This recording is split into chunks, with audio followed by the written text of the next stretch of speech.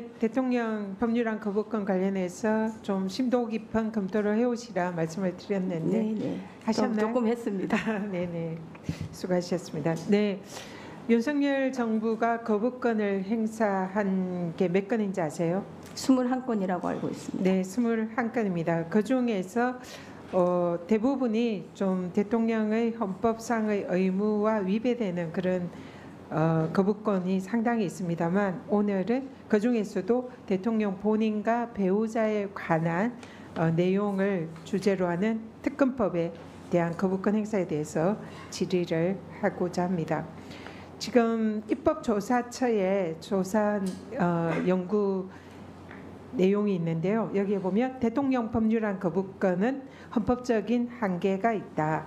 그 내용으로는 첫 번째로 이해 충돌 금지 원칙, 그리고 국회에서의 상권 분립 원칙, 국회를 권한을 존중해야 되는 그런 원칙, 그리고 세 번째로는 대통령의 헌법상의 의무에서 파생되는 한계, 이 세 가지를 들고 있습니다. 그래서 대통령의 법률안 거부권이 헌법에 규정된 헌법상의 권한이지만 이러한 세 가지 정도의 내재적 한계가 있다. 이런 것이 이제 입법조사처의 논문 내용입니다. 네.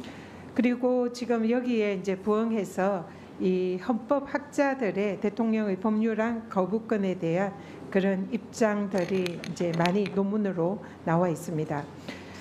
지금 대통령 법률안 거부권의 헌법적 한계에 대한 김선하 교수의 논문 중에는 대통령의 사적인 이해와 충돌하는 이유로 제2요구권을 행사하는 것은 헌법상 용인되기가 어렵다.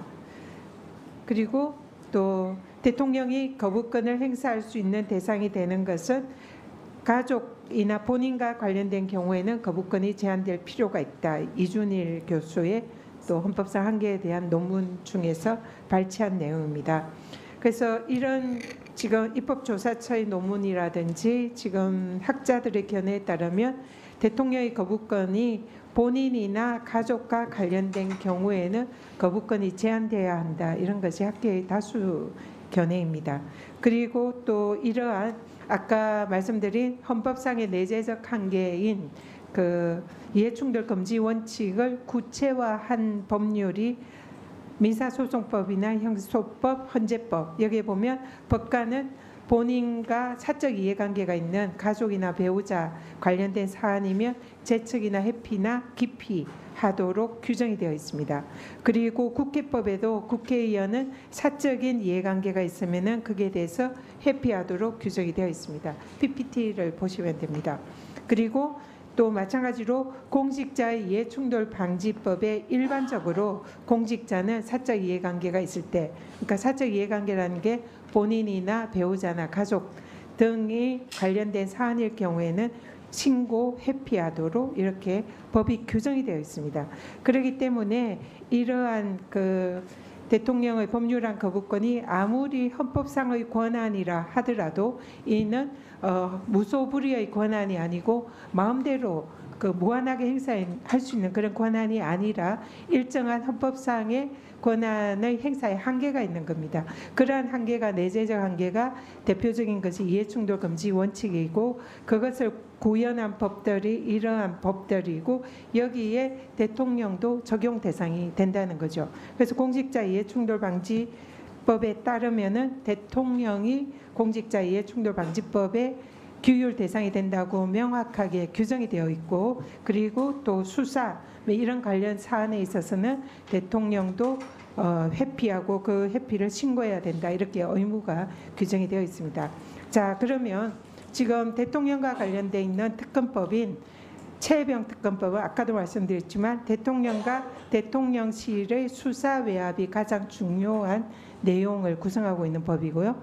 김건희 여사 도이치모터스 특검법은 배우자의 주가 조작 사건에 대한 수사를 내용으로 하는 법입니다. 그러면은 이런 일련의 헌법상의 내재적 한계와 관련 법령에 따르면 당연히 대통령이 이 특검법에 대해서는 거부권을 행사를 하지 못하는 한계가 있다 이렇게 생각하는데 후보자님 견해를 여쭙겠습니다.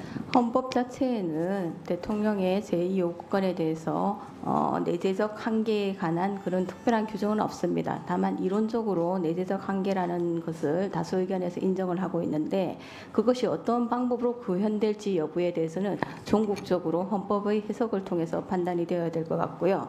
공직자의 이해충돌 방지법이 기본적으로는 그 취지는 그 제2요구권의 어떤 내재적 한계를 구현하는 것이다라는 취지에는 공감을 하지만 과연 그 내재적 한계가 이런 식으로 구현되는 것이 맞는지 여부에 대해서는 조금 고민을 해봐야 될 것 같습니다.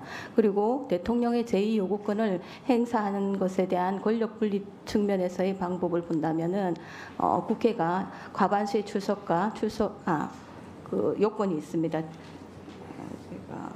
조금 더 강화된 의결 규정을 두고 있음으로써 국회로서는 대통령이 제2요구권을 행사했을 때 강화된 의결을 통해서 다시 그것을 법률로 확정시키는 그런 권한도 부여되어 있습니다.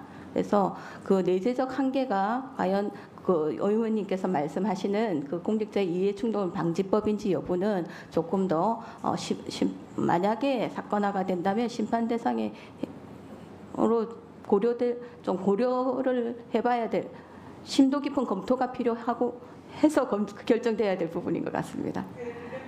네. 무소불위의 권력은 아닙니다. 다만 그 내재적 한계가 어떻게 구현될 것인가는 검토를 해봐야 된다는 의미입니다. 네. 그 후보자님 오전에 비해서 비교적 활발하게 본인의 의사를 표현을 잘 하시는데.